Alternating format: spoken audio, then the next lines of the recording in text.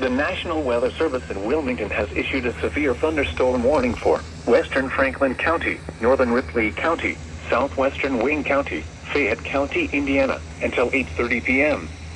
At 7:27 p.m., severe thunderstorms were located along a line extending from 8 miles west of Rushville to 8 miles north of Seymour, moving east at 50 miles an hour.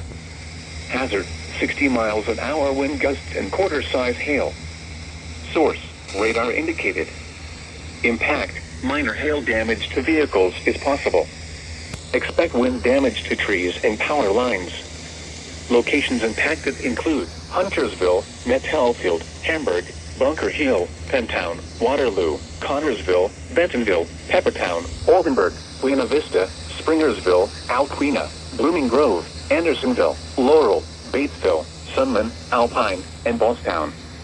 This includes I-74 in Indiana between mile markers 145 and 157.